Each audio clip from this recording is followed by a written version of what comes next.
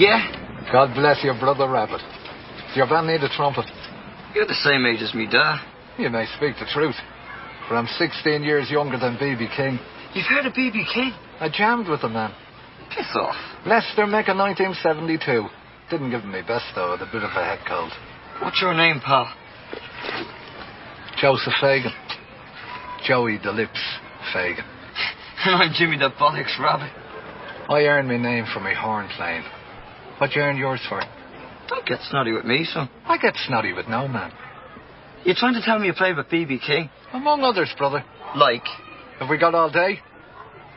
Screaming Jay Hawkins, Martha Reeves, Sam Cooke, poor Sam, Otis Redding, may the Lord have mercy on his sweet soul. Joe Tex, the Four Tops, Stevie Wonder, he was only 11, a pup.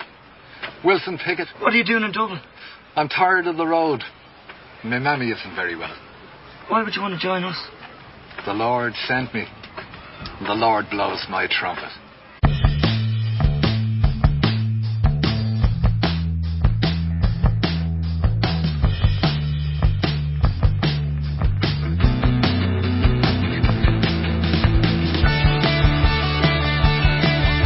From the struggling studios in Buffalo, New York, it's the Struggle is Real Buffalo Music Podcast.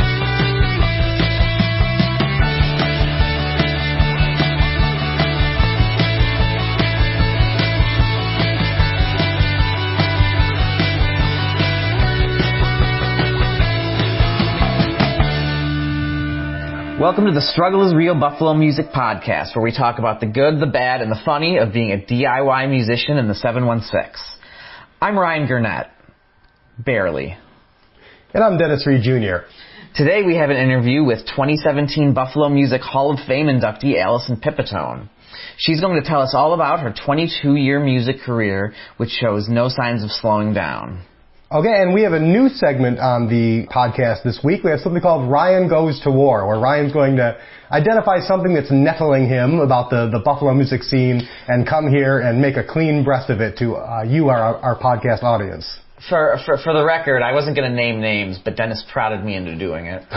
So that's going to be coming up in a bit. Thanks for joining us on the Struggle is Real Buffalo Music Podcast. On allwnyradio.com. All right, I wanted to talk about some upcoming concerts we have. Yeah, what's going on in the scene, Ryan? You are our eyes and ears out there. Well, first I want to talk about, I saw That One Guy at Mohawk Place, would be the 28th. Uh-huh. There will be, by the time this airs, my review will be up. Now, this is not a local act, right? No. He's from Nevada, I believe. Okay. He's like a Burning Man hippie, sort of. And, he blends the line somewhere between his voice and like the way the music sounded reminded me of Mike Dowdy and Soul Coughing, but he had a sense of humor that felt like somewhere around Weird Al and Zappa. Like it was completely bizarre. And he plays an instrument he built himself. He was a bass player, and he said that the bass was too limiting, so he built his own instrument.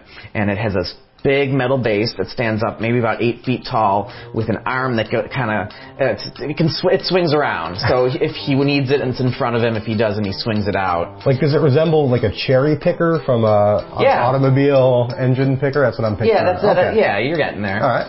And the main bass has a bass string on the front, which can be either plucked or bowed. He has a bow that he uses. And this is kind of, so there is like an actual bass guitar neck, or this is a string that runs along, so just it's a string that runs down like a metal pipe. So it's like wash tub kind of style. Yeah, sort of. Right? They have like those big strings. I didn't get close enough to really see how he frets it, or if it's just kind of like, I don't know. And it has this low, like, soul coughing-y kind of thump that just like, it's just, every video I have on my phone from Mohawk Place is just like... Yeah, the bass just blasts out. Like, you can't hear anything. Sound, yeah. And then if you go over to the arm has what I think was 2 cello strings. So if he wants to play higher up or solo, he does that there. He has drum triggers all over this stuff. low position around his waist, one's up over his head. Like MIDI. And they play some sort of drum song.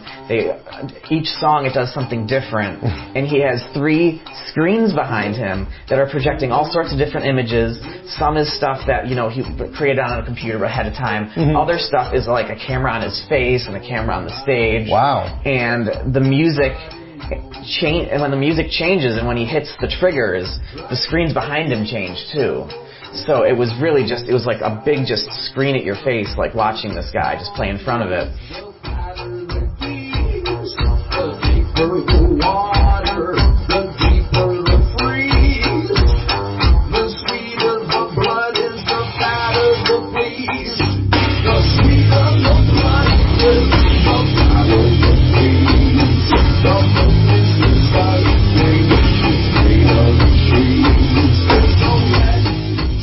He has 12 foot pedals, which do different like drum sounds and looping. He had a snare drum trigger that he hit sometimes, and he had a microphone, and he sang, and he had that Mike Dowdy kind of like deep soul coughing-y kind of voice. Yeah. And it was all it had kind of like a hippie jammy vibe to it. Was it kind of talky? Or did he sing? It was a little both. Because soul coughing dude's a little bit more like talky, right? Yeah. He was into beat poetry in New York, and I would say that one guy kind of sings that same way. He kind of has that same gait to the way he sings, and it was just it was crazy. At one point, he took off his boot, he plugged a 1/4-inch cable into it, started tapping the boot, which triggered whatever was going on in that boot that he was plugging into, and then used the pedals to loop the sound of his boot, and then played a song to that and sang over it. Oh my goodness. It was just, at one point he had a sock puppet up to one of the mics, and when he'd play a bass note, the image would get distorted and like zoom in real close and then zoom out. It was all sorts of just, it was crazy. Chaos. I mean, that was really it. So I mean, is this whole contraption strapped onto him, or is a separate instrument altogether? Like, it looks like he brings in a large metal bass that actually goes a tiny bit over the stage, like, because it's almost like a step stool size length to step up into it almost, standing in front. Who asked that question? Where did that question come from? Was that from, ladies and gentlemen, it's Will. Will. Hey, everyone out there in podcast land. And he's even more handsome in person. Oh, thank you, Dennis. But Will is our third, and we've sort of referred to him as our shadow minion before, joining us today to go over the scene with Ryan. And Will, thanks for all your work. Will actually was behind the scenes getting us our big get today. Yes. Alison Pipitone. Yes, which we're so happy that she was able to come in for a great interview. Yeah, she's going to be coming up shortly, so thanks for getting that together, Absolutely. Will. No and problem. Sorry, Ryan, what's going on with the scene? Please continue. Okay. All right, also coming to town March 19th, we have Can't Swim. They're a 5-piece rock band from Keansburg, New Jersey. They're playing at Mohawk Place. Then on the 20th of March at Town Ballroom, we have Atmosphere. Atmosphere is a rapper who he kind of has a Macklemore kind of sound to him. Mm-hmm. I'm not big into modern hip-hop often, but he's like a real nice gait. His rhythm's really good. Like, the lyrics are they're well thought out. The hooks are like, they're real catchy. So we don't recommend a lot of hip hop on this show, but I'd recommend him. Like, I'm actually kind of excited about seeing him. Also on March 27th at Mohawk Place, kind of a pop punk emo show with Forever Came Calling In Her Own Words, and Hold Close. On March 28th at Nietzsche's is a band called Tiger Chung Lee. They're a local funk band. And they're great. I've watched some of their videos online. It seems like there's a huge band, and they seem like they'd be a lot of fun to see live. So I might get out and watch that. And finally, we have the legendary Irving Claws. They are playing at Mohawk Place on March 30th with the Jumpers. All right, everybody loves the Claws. Lots of good stuff coming up. Yeah. Hey, loosen up. We're all gathered here for some Pervisonic music. We are all a Pervisonic family. Now let's hear it for the original Pervisonic group, the Irving Claws.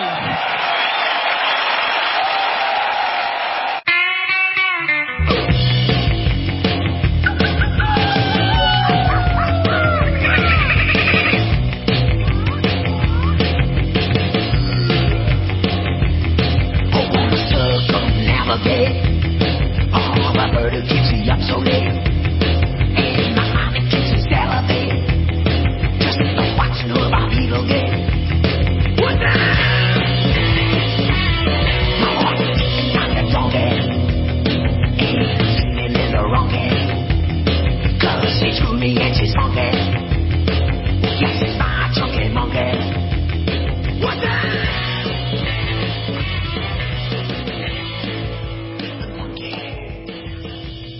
right, Alison Pipitone has been a force in Buffalo music and beyond for 22 years.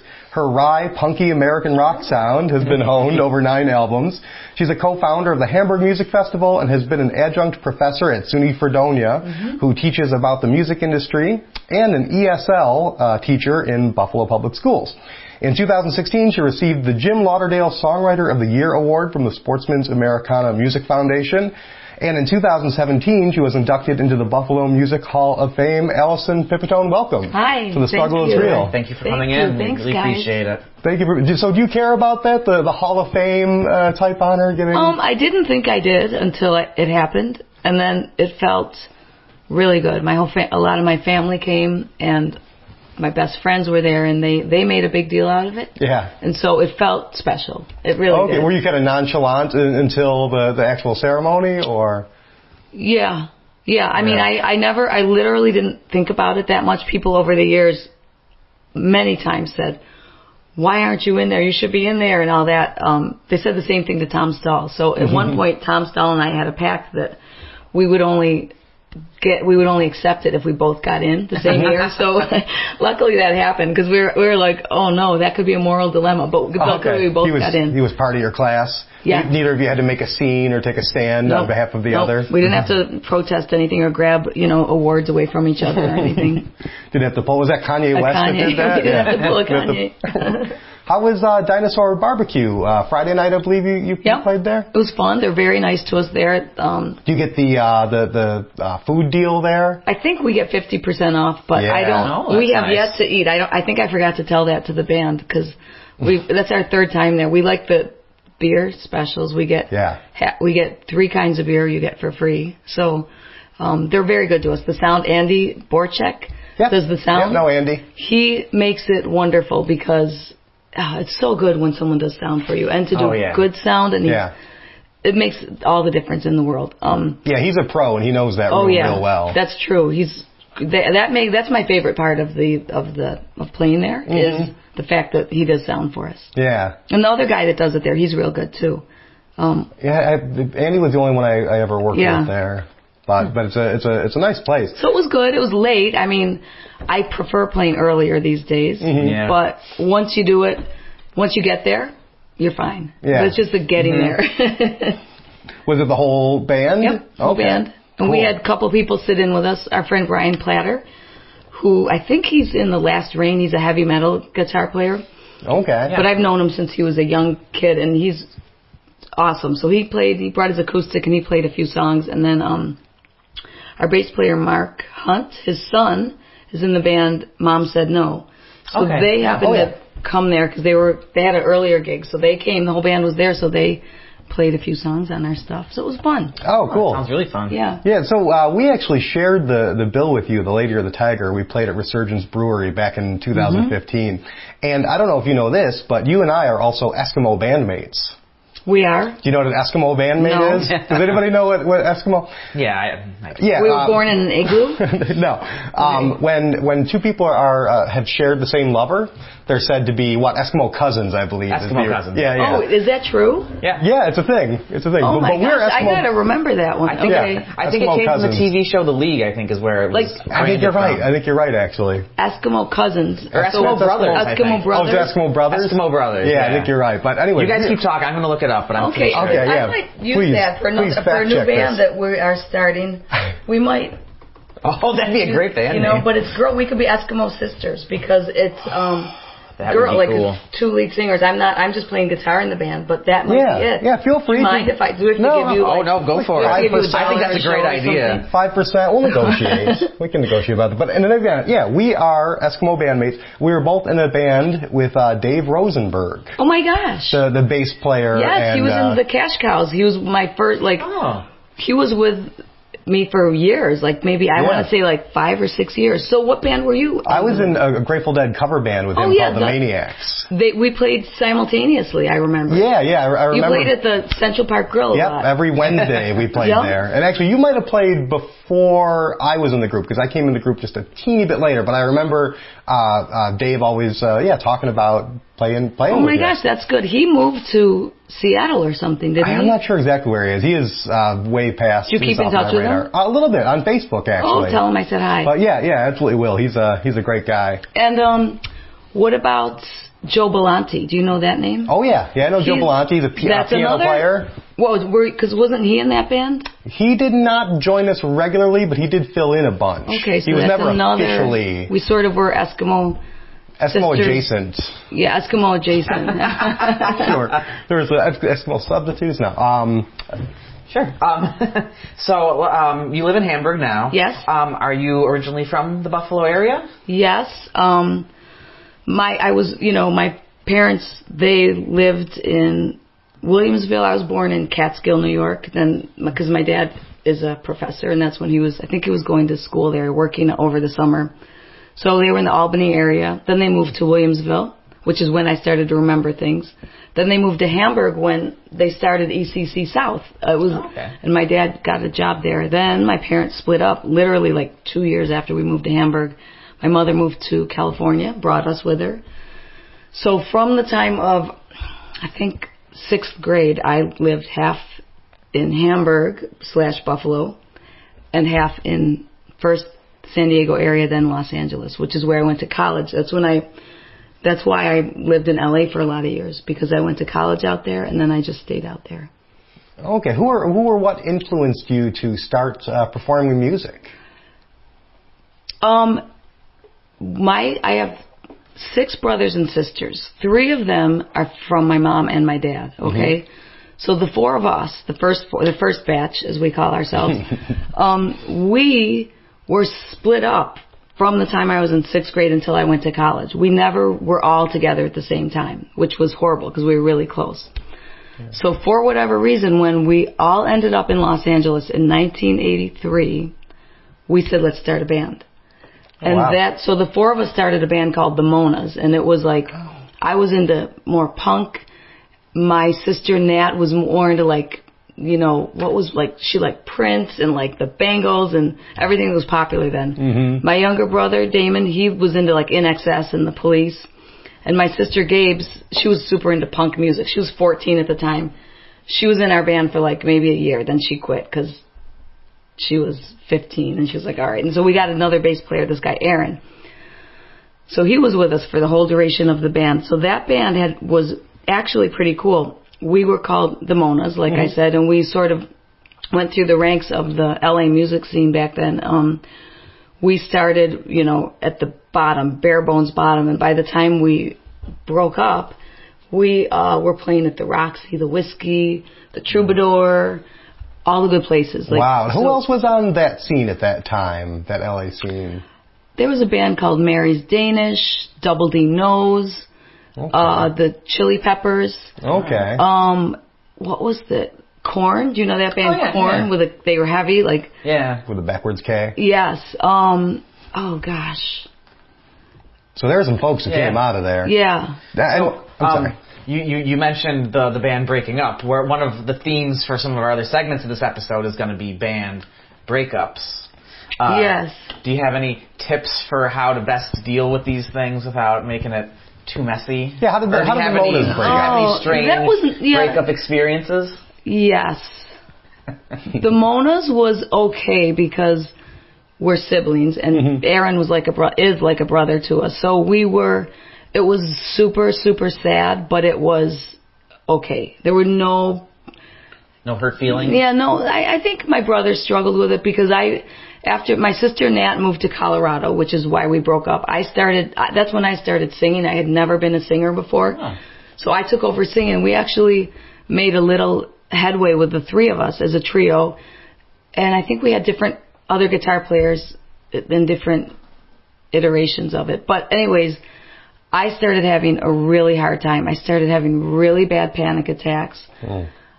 There were several things happened in my life at that time that just literally blew my mind. And so basically had a nervous breakdown, and I said, I can't live in LA anymore, which is when I moved back to Buffalo. Right. And I just was brokenhearted about everything in life. Like, it was a really hard time for me. Wow. How old were you at this point? 26. Wow. So at that time, of course, we're not going to get mad at each other. If my sister has a baby and moves to Colorado, if I have a nervous breakdown, like, what are you going to do? You know? So that was okay. I've had other bandmates that I think probably to this day still don't like me. And I had no idea that. I think I went about it the wrong way. Yeah. But I always had good reason, I felt, for moving in a different direction. Yeah. There's no way to do it. It's like breaking up with a person. It's a relationship. It's a sort of an intimate relationship, not luckily in the literal sense most times, but like usually. But it's very. Ryan and I's arrangement's a little bit different. But yeah, don't you think? I mean, there's no good way it's hard to do it clean. Yeah, to get everyone to mutually agree that just this needs to end. Yeah. And it's sad no matter what, even if it's the right thing to do. I almost prefer, I had a band where we weren't getting shows, people weren't coming, and we just kind of let it fizzle out until practices got further and further apart, and then it was just like it just wasn't happening. And for me, that was almost a relief that like we didn't actually have to say, okay, the band's breaking up, or I'm not doing this anymore. It just kind of ended, and like we all got out. It had an organic denouement. Yeah, but that's pretty much the only experience I've ever had with it going well. Someone's always going to get hurt. Yeah, and don't you see that, like, when time goes by, you sort of reconnect with the person, and you're like, yeah, that was pretty shitty. Sorry about that, you know? And it usually it comes back around to be a positive, not a positive thing, but like you get past it, right? Yeah, you hope. Kind of depends on the other person too. Yeah. Well, I think with that, you know, if you were going to be friends anyways with these people. Then it comes back around. If there were people that you were only in a band with because you were in a band with them, or, you know, friends with because you're in a band, then you know, no harm, no foul. They're sort of like your old workmates, you know, they sort of disappear into the past. So you have said that part of what brought you back to Buffalo was the difficulty of living in a huge city like LA, in addition to. So what was so hard about LA? You know, everything. Like when I was in my early 20s, from 18 to 26, oh man, I thought it was the best place. I said I'm never moving back there. I was like, how can anybody live in Buffalo? Like literally. I mean, typical maybe the age, right? Yeah. Thinking where you are is so great, and thinking you're so great, and everything is so exciting. Well, I got tired of the excitement, like just getting places. Physically getting to gigs. It's like traffic. The competition of trying to get gigs. In LA, the only thing any venue ever cared about was how many people are you bringing. Now, we were lucky because we were good and we developed a good following, but there's no money in it. Like, the level we were at, which was, I think, pretty high for the club scene, we never got any money. Never. Right. The pay to play, we avoided doing pay to play, right? Where you have to buy the tickets and sell the tickets. Luckily, we were so excited, at least I was, about being in that band that I loved talking about it. I loved telling people, come to our show. So, but I got tired of the grind, you know, and being treated like the sound people treat you like crap and the club owners treat you like crap, and that's all I knew. So I think I got tired of that, and that's it. I mean, and just my life I was ready for everything to slow down, you know. So when you get back to Buffalo, what's the first thing you do? Are you sure that you're going to continue on in music? Nope, I quit music. I got accepted for a master's program at UB for history. Oh, nice. I got in there and I realized a couple things. I realized that I probably like reading books about history, but I shouldn't be a historian, you know. And I also what do you mean by that? What? Well, just the language, the language of graduate school. The professional, the lingo, the lexicon. Like I didn't get it. I was a fish out of water. Right. I had some really good professors. Meanwhile, I told you I was having anxiety and panic problems. That was still at the forefront of my life. And so driving there was hard for me. Sitting in class was hard for me. So that all, like now if I were to do it, I would probably be successful at it, right? I did go back and get my master's in English later on, but at that point, I thought I was just trying to change my whole life. So my younger sister, Gabes, who had moved back here by then, she said, let's go to an open mic at this place called Nietzsche's, right? So I went one time. I don't think I played the first time because, do you guys remember Michael Meldrum and how awesome he was? Did you ever know him? I don't remember Michael. Oh, man, he was the best. I miss him so much. So, anyways, he ran an open mic. It was the longest. It turned out to be the longest running open mic in Buffalo, 26 years. So the first time I played an open mic, when I finally did, he really liked me. And he said, I want you to be they had like a guest singer, songwriter that played for like a half an hour or an hour before. Like the featured. Yep. Yeah. I was not used to being a singer, but I did like writing songs. So I did that open mic. He gave me a showcase, which I did. And it kind of just happened like that. Dale Anderson just started a record label. He had been working with Ani DeFranco, and they had a breakup. So he started a label. He put one album out called No Illusions. It was women, singer-songwriters in Buffalo. I was one of them.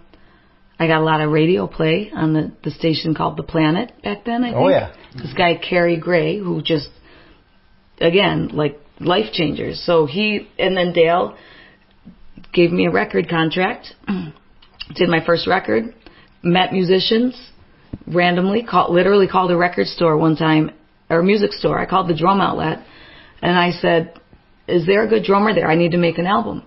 And they said, this guy Ray's here, Ray Hangen, he's standing right here. I go, can I talk to him? And so turns out he was a really good drummer.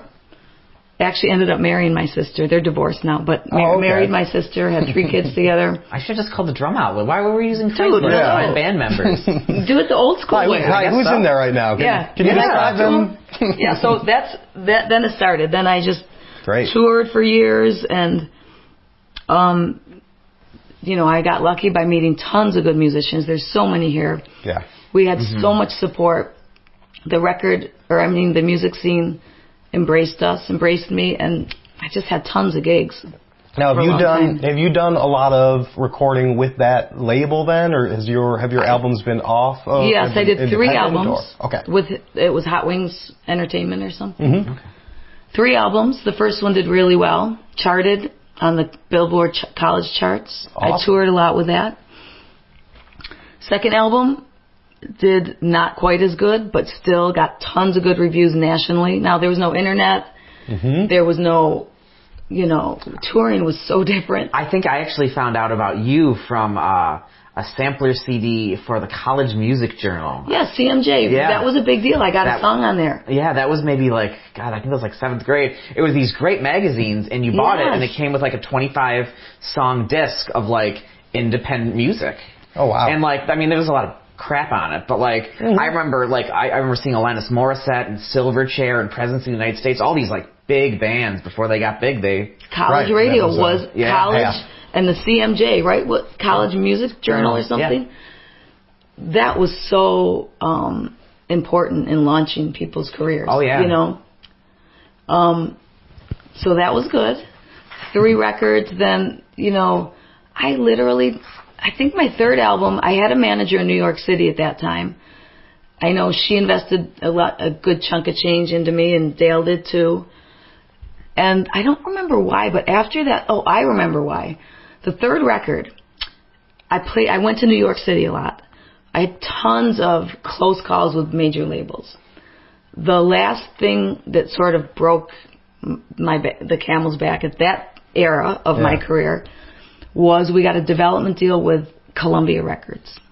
Wow. And so everything was riding on it. And what does that entail? What are the terms? Because nobody's signed me to any. This is not a good one. Deals. Okay, it sounds so good. They had me work with a producer who They gave us $5,000. Warner Brothers or Columbia gave us $5,000 to make a demo. They picked a few of my songs.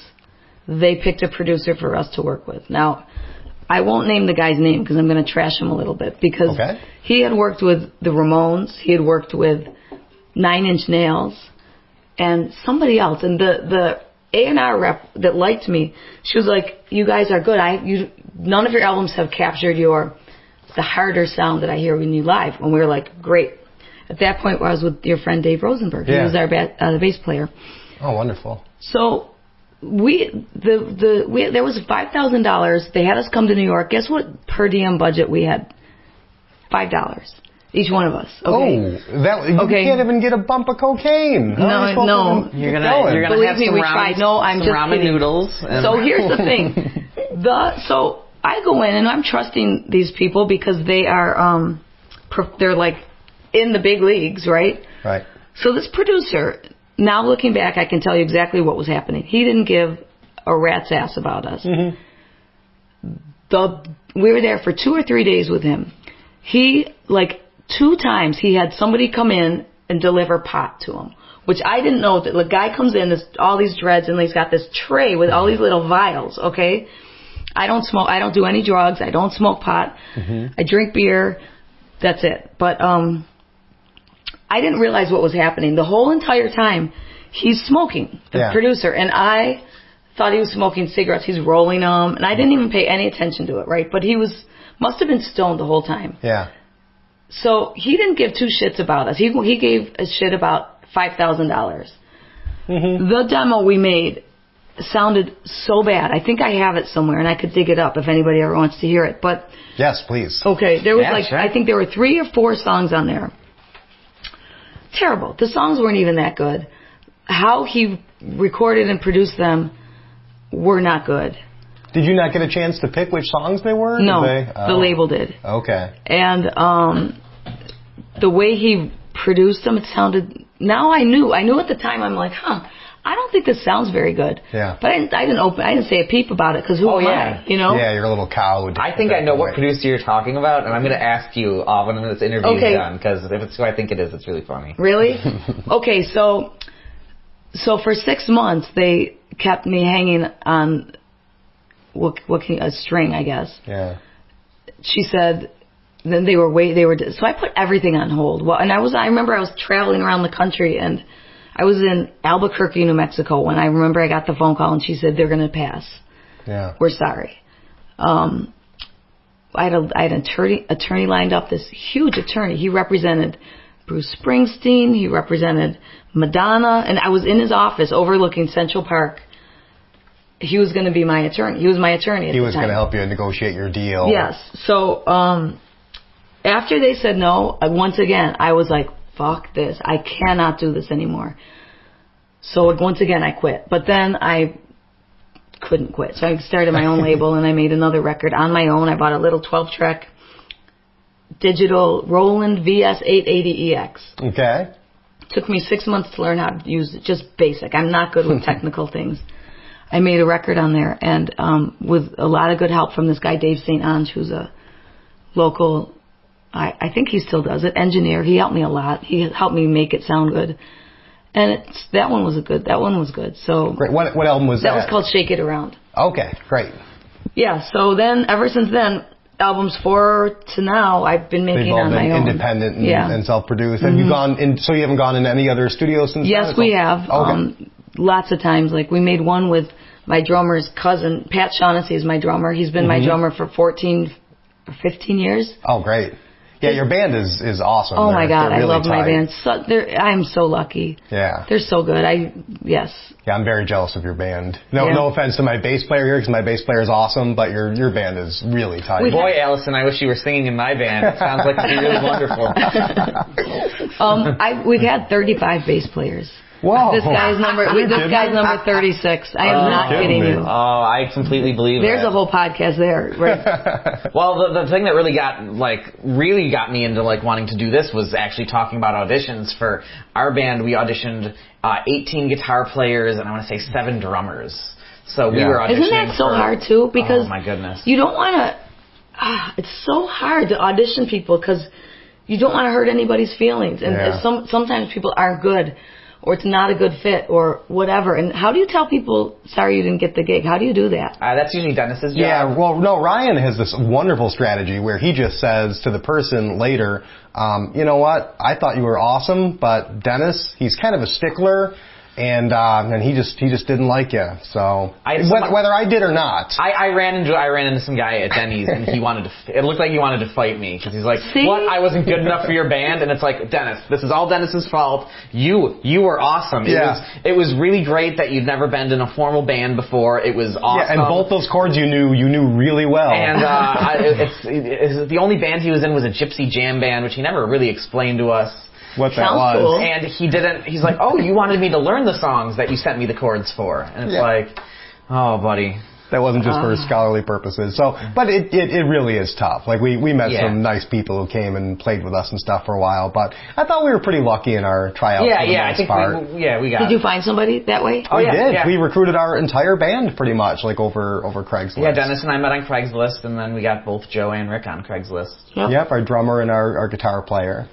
Yeah, so it worked out for us.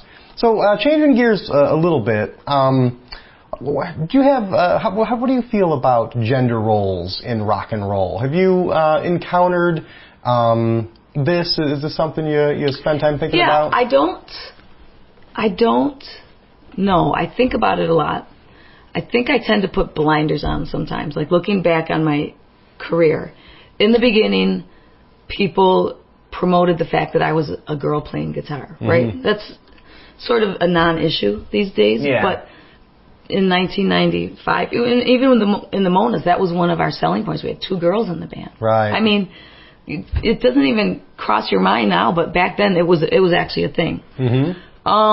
Yes, I feel like, since you only walk in your own shoes, you don't know any different.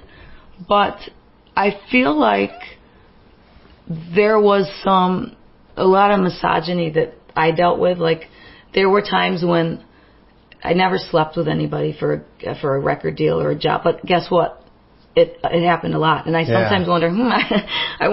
No, I never would have done it. Never would consider doing it, but I got propositioned several times by A&R people, by once a producer, and and I said no, and so that didn't help my career at all. Right.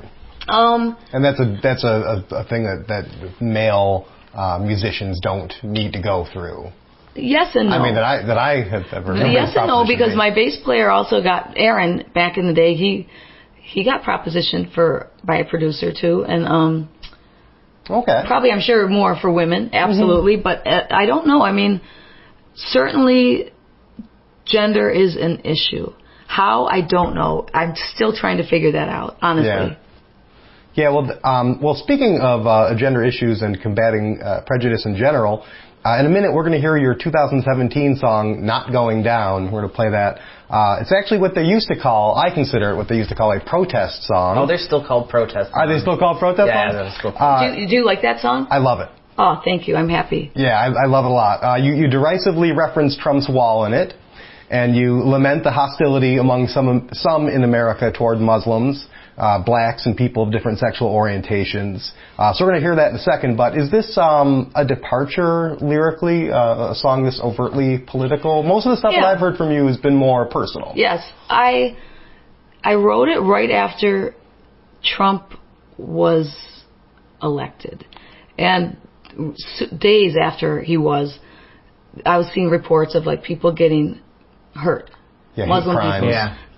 People were pulling the hijabs off of women and spitting on people, and so many racist things were popping up, like the N-word written in places, and gay people getting beat. I'm gay, so that's it's just that I was like, you know what?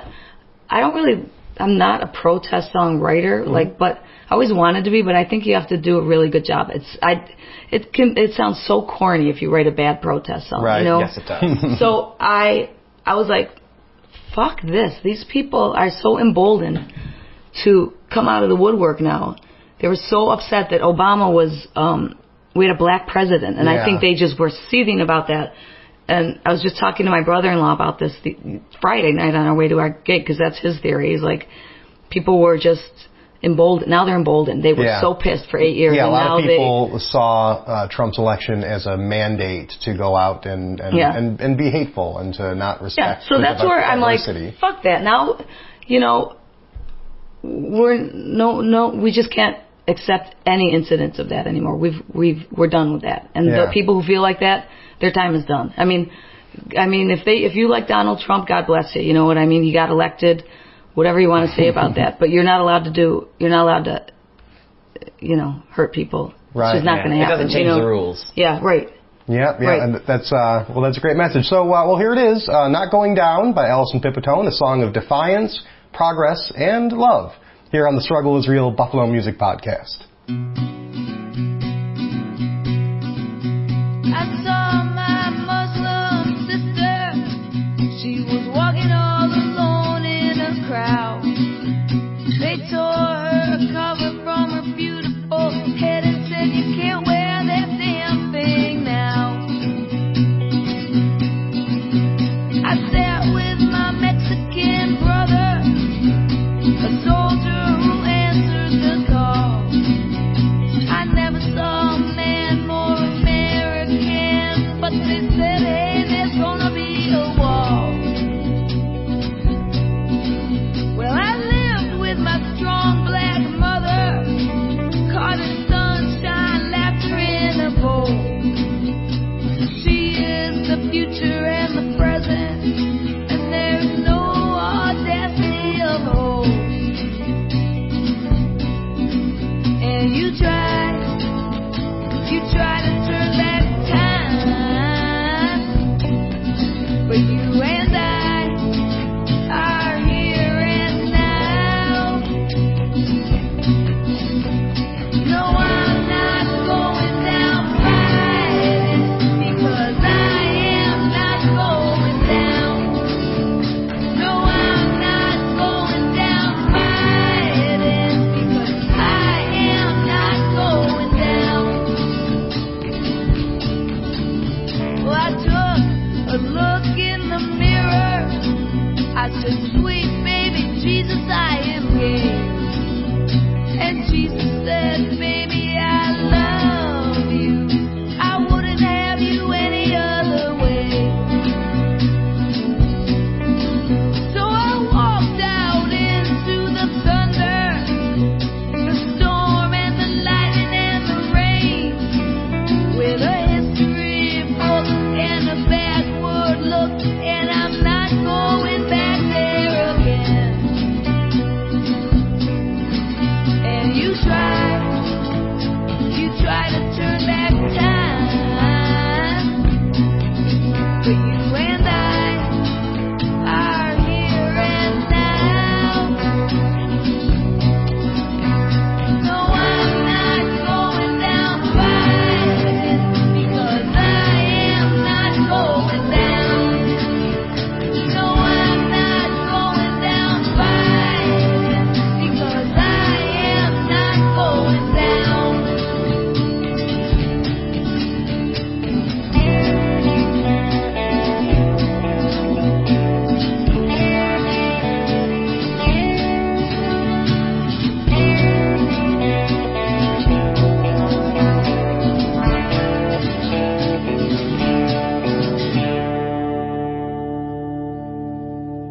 All right, we are back with Alison Pipitone. Alison, you said that you consider yourself a songwriter before anything else. What shape does a song take when it first appears to you? Like, is it a line? Is it a riff? Is it a chorus? Like, how does it come to you? Well, there's two ways to write songs. One is just, it's like a job, and then you just sit down and you start playing your whatever instrument, and you just start. It's work, you know what I mean? And then if sometimes something will start to take shape, like you might get an idea or maybe a chord change or maybe a melody, that it can start there. The other kind is, which is a lot more rare, is like when you're inspired to write a song. And when that happens, I think a lot of times something just comes to me. Like I just start obsessing about, or like not usually words, but something. There's just a feeling inside you, like, all right, something is there. I got to sit down and see what it is and let it come out, right? Songwriting is not, most of the time it's not fun, right? Mm-hmm. Are you a songwriter? Oh, yeah. Yeah. Like, what do you think about that? Like, can you explain yourself? How does that happen for you? I usually hear it in my head. And then the first thing you do is you grab the guitar and you try and get it down. And I hear a lot in there. Like, I'll hear first the riff, and then I'll kind of think of what can go on top of that and what can go on top of that. Okay. Music? So, you hear music or words first? Music first, usually. Uh-huh. And then, one of the things I've always told bands, because I used to produce, is that, songwriting needs to be looked at. It needs to be practiced like an instrument. Mm-hmm. Like, you need to do it every day. Yeah. And even if you sit down for an hour and you don't get anything, you've practiced doing something better. Right. And that's how you improve. But for me, like, I just kind of hear it in my head and then try and translate onto a guitar. I have some trouble doing that sometimes. And then that kind of ends up being where I go from there. Yeah, I'm also a songwriter. He's more of a songwriter than I am. I've written a lot of the songs we do in our group. And for me, it's definitely a mixture. A lot of times I'll pick up the guitar and there'll be nonsense words, but there's a certain cadence and there's a certain mood and and not even like an emotional feeling, but just a sort of rhythm. So a lot of times I just like start there, and I'll hear it. I'll hear just where the downbeat is. I'll hear where the space is between the melodic, where the melody is. So I'll usually start there. That's the one track. The other track is I've got a line that I am convinced is clever, and I'm going to try to work something around it. And sometimes, sometimes that works great. Sometimes that actually helps because the line itself has its own cadence and its own rhythm. Yeah, so, that's cool, right? Yeah. And it's really nice to have that because then you're at least like, somewhere along to actually having a song. Because at some point unless it's going to be la la la la's, you're going to want some words in there. Yeah, that's the craft part of it, right?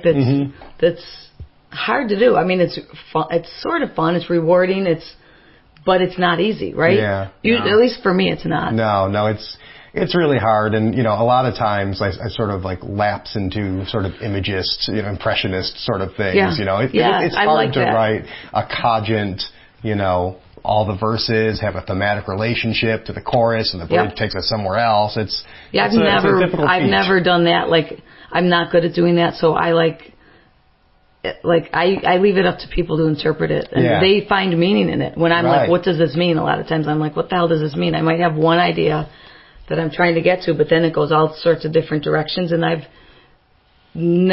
really usually don't try to make it make sense. Do you know what I mean? That's kind of the best stuff, though. You leave, if it came out of you, it probably makes some degree of sense that you're not even aware of. I've had that experience a lot of times where I'll have a lyric and I'll just sort of be like, oh, that's not, and then, days later, weeks later, like, oh, that does make sense. Yeah. Like, oh, that does, and people will, point out that they like that one. Yeah. You gotta leave room for other people to sort of exist and not close down possibilities. I think, like, Neil Young is a master at that. Like, I really love the way he writes lyrics that give you just enough to sort of grab onto. Yeah, leave enough under the iceberg, right? Like, you don't have to try to say everything. Mm-hmm. Leave the space for the meaning to just come out. Like, that's how I prefer to write. Like, we both study literature, so like there's two different schools of writing in America. Like, in the 20th century, like the William Faulkner kind, where everything is explained in tons of detail, and then the Ernest Hemingway kind, where it's just you have to do the work. Yeah. You know what I mean? So I prefer, for me, like, more minimalist and image driven writing, right? Yeah.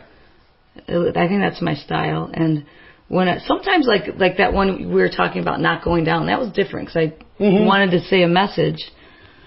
And sometimes when I how like you tend to write a certain way, so then you run the risk of your songs all sounding too much alike. Right. So then I consciously set out to try and write something in a different way, either as an exercise or because I don't want to get into a rut, Mm-hmm. Well, I wish that you would keep writing protest songs because America needs them, and Bob Dylan apparently has given up the job some time ago.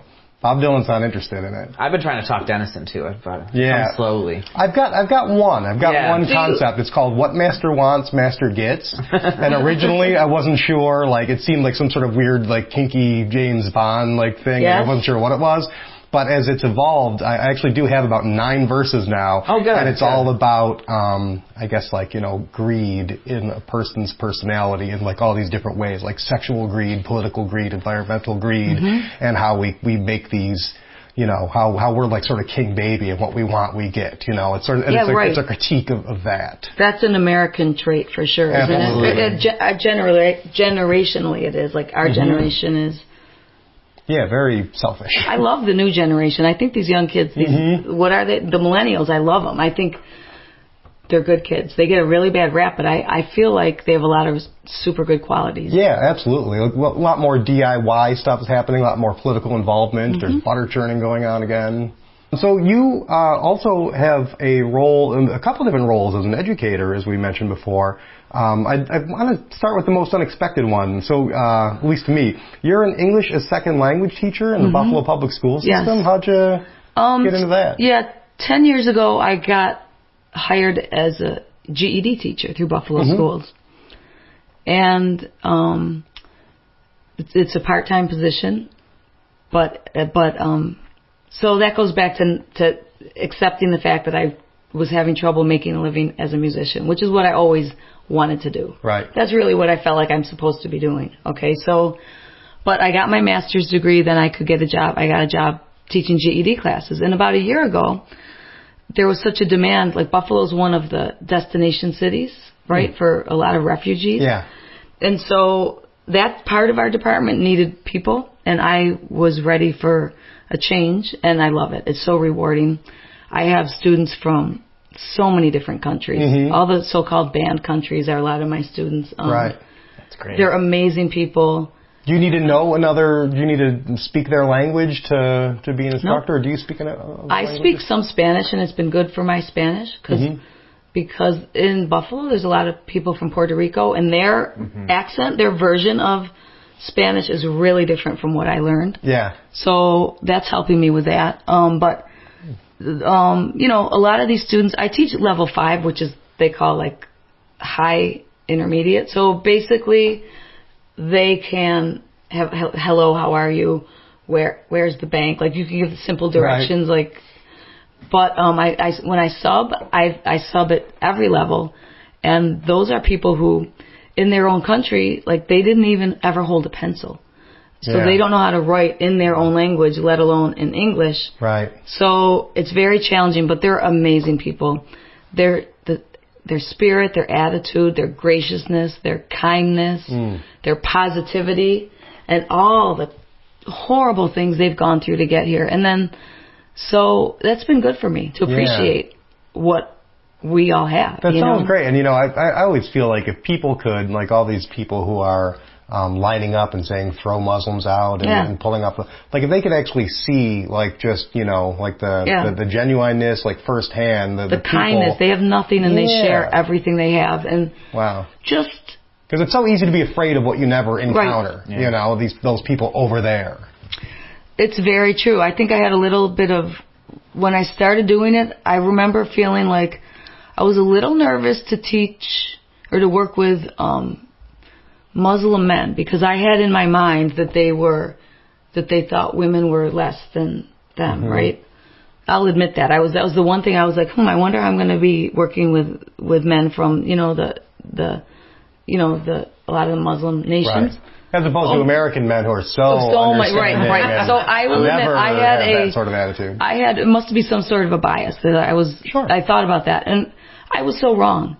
Kind, wonderful men, so smart, so funny, so sweet, good to their wives, good to their children, good to me. Like, you know what I mean? Like, so I think if people took the time to get to know other people, they would be fine. They would see just how similar we are. So I understand you're beginning a new venture, consulting for the professional musician. Yes. Oh. I saw that. So what sort of things do you cover in that? So I think, if you could think of it a little bit like a life coach, but for music. So I have so much experience. I've experienced with writing music. I've run a lot of songwriting workshops that people tell me are very effective. Like we do like 6 weeks of classes, and they have to write a song a week, and everybody does it. So you get 5 new songs, like, and that's good. People like that, and I'm good at it, I think.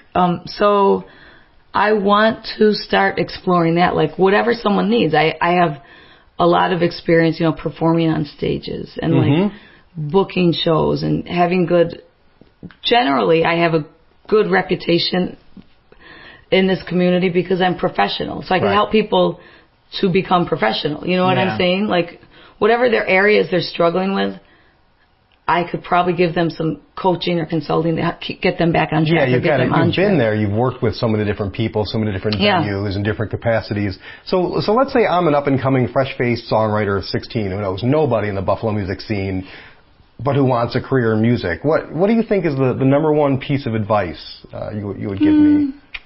Just get yourself out there. If you're ready to perform, go to open mics. Yeah. Meet people, say hello to people. Like I had a young girl, 21 years old. My friend Kevin Jolly, he's a newscaster guy, and I met him actually at the thing for the Buffalo Hall of Fame. He was filming it, and we started talking, and we hit it off. So he said, there's this young girl, she's 21, she wants to be a drummer. What do you think? I said, have her get in touch with me. She emailed me. So she ended up actually a couple times ago at Dinosaur Barbecue. I said, come and play a song, sit in with us. Yeah. She was so excited. She was so good. Oh, wow. And that's what you do. You just reach out to people. Don't be afraid to, like, if there's a band, even if they're older than you, just say, hey, listen, I'm a blank, whatever, I'm a bass player, whatever. And nice people will say, come on, sit in with us, you know? Yeah, and just network a little bit. Absolutely, yeah. Networking is such a... I mean, you'd hope the music would be the part of it, and like the only part, but the networking really... There's so much work that has nothing to do with the actual music part, right? Absolutely. Yeah. All the background stuff. Yeah. So Alison, different case. Let's say I'm a grizzled, bearded, 40-something songwriter stuck hosting a local podcast with his bass player. What advice would you give me then? Well, what's your question? What advice would you... I mean... how do I get out of this? So much advice. I know. Where do you even start, right? All right, so you are working on some new music, though? You're not ready to actually announce an album that's being released? I was hoping this winter we would do an album, but financing it has been the challenge. The way I want to do our next album is I want us to be able to have some sort of a budget to actually promote it, right? I've historically only raised enough money to make the album, right? And then because when I was on the other label, I kind of got spoiled because he did that for me. And then the next couple ones, I had a bit of a reputation. So like when I would put a new album out, people cared, right? Right. So now it's a little different. Now I have to do a little more work to get ourselves out there. So we have most of the songs. I love my band. I love this other guy, Matt Pisonic, that I've been working with. He's a friend. He moved back from L.A. 5 years ago. He's a producer. He's really, really good. He would actually be a good person for you guys to talk to in the podcast. So great. He has tons of experience in L.A. and here. So anyways, we have the whole team, but I just have to find the money. I put a couple feelers out, and it didn't materialize with a couple people I thought would be able to help me make it happen. But it didn't. So now it's up to me. Do I want to do a Kickstarter? But, we did that last time. We raised like $15,000. Holy, that was huge. Goodness. That was a big ordeal. No, but this time we need more. This time I want about $20,000 because it'll take 5 to make it or 8 to make it, but the rest... Yeah, if you make it and nobody knows about it, then what good does it do you? I mean, I'm trying to figure that out, how to make that happen. Great. Well, we'll be looking, and we always promote our past guests. Ryan does a good job of sending we talk much out on Facebook and the Twitters. Yeah, I appreciate that. Yeah, if anybody wants to partner with me and figure something out, I'm all ears. I'm sure there are many, many differences, but what would you say is like the distinct difference between your experiences in the LA music scene and what it's like in the Buffalo music scene? what I'm saying is probably outdated. You know what I mean? Because everything that's going on new, I don't know a lot about it. Okay? Fair enough. So certainly the supportiveness of the community, like how everybody's pretty collaborative here. We had friends and bands we were friends with in LA, but it was so different. It was really, everybody's like, hello, what can you do for me? You know, that was my experience there. So that's the main thing. And I know ever since I moved back here 25 years ago, people said that it's really competitive here, and people like talk about each other and stuff like that. I never experienced that. You know what I mean? Yeah. I appreciate how cool so many musicians are here. Does that answer your question? So straight from Alison Pipitone's mouth, people in Buffalo are cooler than people in Los Angeles. You heard it here first. Yeah, no. No. Now listen. No. So you do the Hamburg Musical Festival? You're a co-founder of that? Yes. This is our 10th anniversary this year. I took a year off last year, but my friend Luke Mumbach and I, when I moved from Buffalo to Hamburg, we were sitting in a bar. We were making a list. We're like, wow, there's a lot of people that are from Hamburg, you know, like Tom Stahl, me, and then there's Gurf Morlix, Peter Case, and in fact, Tom, you? Yeah. Perfect, see? The list goes Jim Whitford, Mark Winsick, so many musicians. So we said, wow, we should have a music festival. And so it was just an idea. But the first year, not knowing anything, like at that time, the roundabouts were being put in Hamburg. And so a lot of the businesses were suffering financially. So that was Luke's part. He said, let's do something to help the festival. So I think that first year there were maybe 15 venues. And back then, I booked all the bands and all the venues. Now all the venues book their own bands because so many of them, that was such a struggle. Because I wanted people, different kinds of, like I wanted all different genres of music. And I wanted people from new, like that Hamburg people never saw before, right? So the first year was super fun. We had 5,000 people showed up. Wow. We started a nonprofit organization. Now there's 4 of us: Pat McKee, Mary Jo Duggan, Luke Mumbach, and me. And so, and our friend Madonna McCarthy handles all the volunteers too. So, let's see. It's been successful every year. Now we do an event at Memorial Park where the main stage is. I'm actually playing there this year. Tom Stahl is playing there, and Grace Stumberg is going to be there throughout the day, and like 3 other bands. That's a cool performance area in Memorial Park. I've always wanted to play there. It's nice. Well, darn it, too late. Maybe next year I'll have you guys play. Oh, we're in. Okay. Of course. Is it all one day? It's all one day. It's May 12th, and it's $10 wristband. That's all the money we raise goes to all our organizations we support. Like to date, we've donated $116,000 to scholarships, to people in need, to organizations that we believe in, like so many good things. So, and all that money is based on the wristbands. Mm-hmm. We struggle every year with getting people to comply and buy wristbands because they don't really, they can get away with not buying them. They can just sort of wander. Like, that's kind of shitty though, you know, but so, but there's a bus that takes people around to the venues. There's music in every, like, I think this year there's maybe 25 different bars, clubs, restaurants that participate, and they all have music.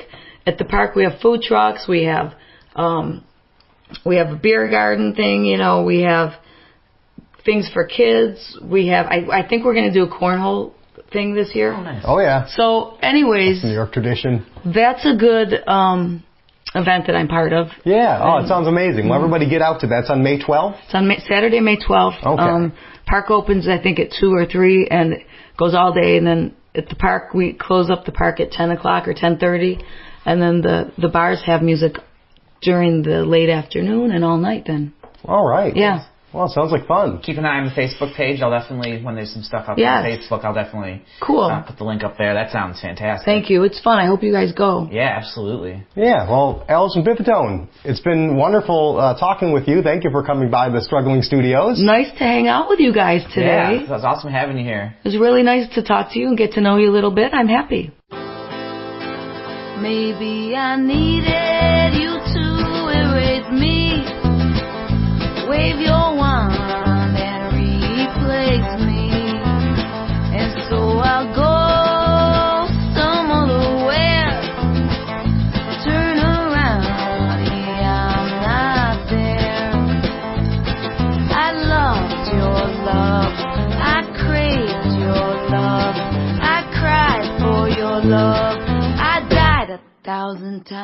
him, so I said, God, yes, to it all. And I found me a place to fall.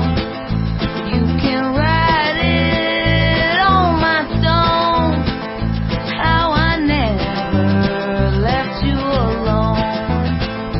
How I never left you alone. Oh, you want Ryan Goes to War? Ryan Goes to War. All right.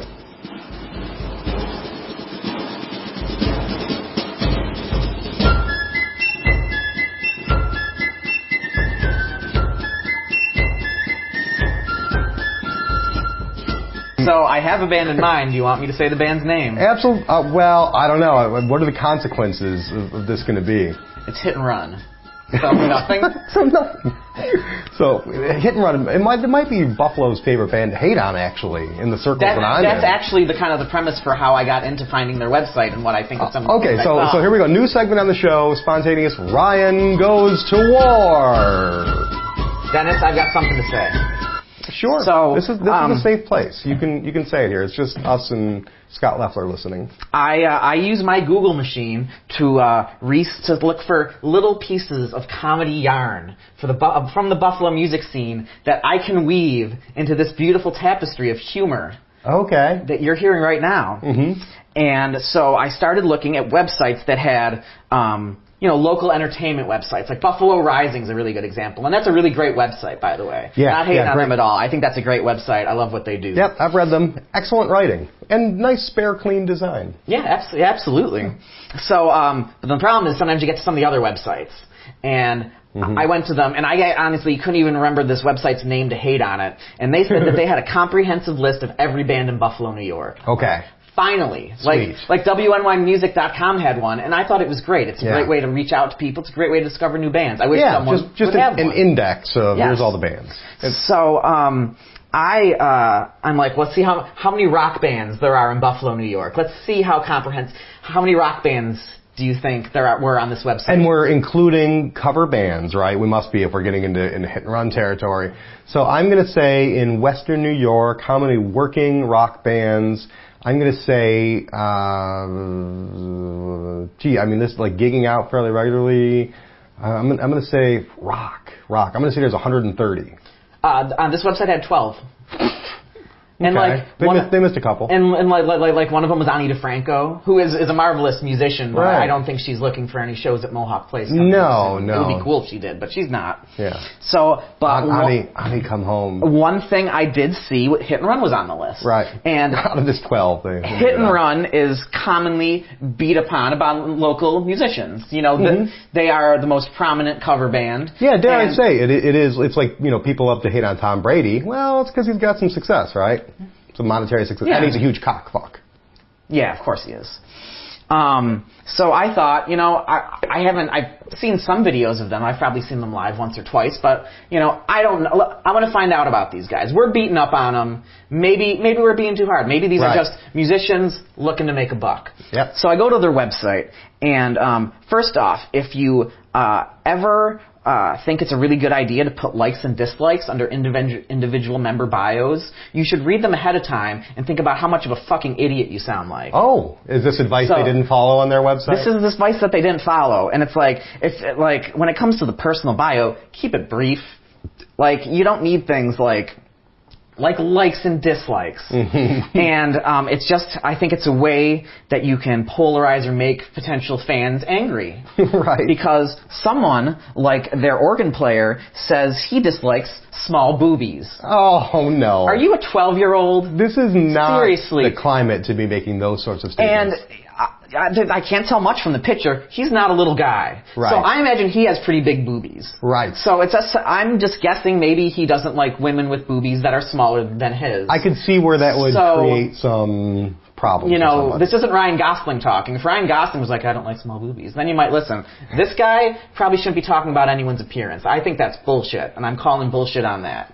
Yes. But I have an even worse offender. No, you're going to war on it. That's the premise of it. Yes. We're going to war about this segment. Okay. So, the other is, they have a guitarist on their website. He's been in, some bands that I've heard of, some good original bands, he's been a part of the local music scene for a long time. And his second thing under his dislikes was the state of current music. Oh, goodness. You know what? If you're in a fucking cover band, yes, you don't get to lecture people about the current state of music.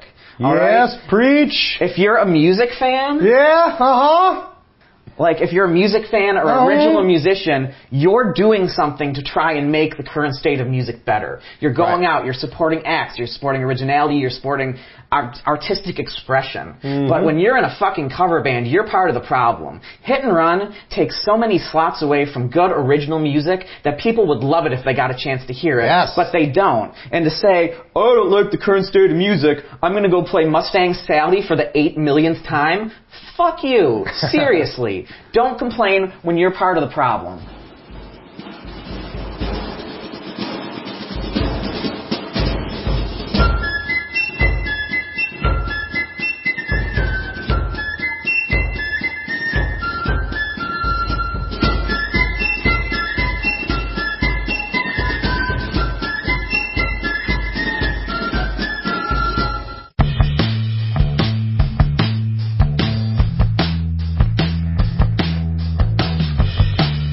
All right, well, that's episode 10. Be sure to check out Alison Pipitone at the Hamburg Music Fest on May 12th and lots of other acts at you books. This is their 10th year, and I know they have a lot of special stuff planned. And keep an eye out for that on our Facebook page as well. Yes. We'll be posting about it. And check us out on allwnyradio.com. Go there and hear the other great programming. There's other podcasts. There's streaming web radio of all kinds of local music, blog reviews. The Big Picture with Michael Sargent. It's a podcast that marries digital photography and, I think, sugar glider husbandry. All right. Don't forget about the Think So Joe podcast. That'll be hosted by Alex Winter and Keanu Reeves. Right. You can also check us out on the Twitters. The podcast is there. It's at SIR Podcast NY. I am at Sir William Idle. So, and if you want to be featured on the show, send us a line, hit us up. Contact us on Facebook or Twitter if you have questions, comments, any ideas at all. We'd love to hear from you, and we'll definitely talk about it on the show because no one else sends us messages, and when you send us messages, it makes us feel special. And we'll be back in hopefully 2 weeks with episode 11, where we will, it's planned anyways, to drop in on something called a record store, where apparently they download music for you and encase it onto wax discs. Super cool stuff, cutting edge. Yes, we will be with Rick Rhodes from Rick's Record Shack and Wifey's Closet, which is located near Milestrip and Route 5. And I've been in there quite a few times. It's awesome. And they also have a dog named Elvis that I'm really hoping is going to be there because we will be doing the interview. We'll be doing all of the interview in store with Rick. Is it a hound dog? It's a little white fluffy thing. It's so cute. His name's Elvis. That was my next guess. Yes. So, for Dennis Reed, for Will Webb, I am Ryan Gurnett. Keep struggling. I think about 15 seconds ago I just did a mini burp, so if cool. that's great, we'll audible, isolate that. can you please take it out? Yeah, sure. Yeah, we're going to turn it into a dance remix later. Yeah, that's kind of Ryan's specialty. Yeah.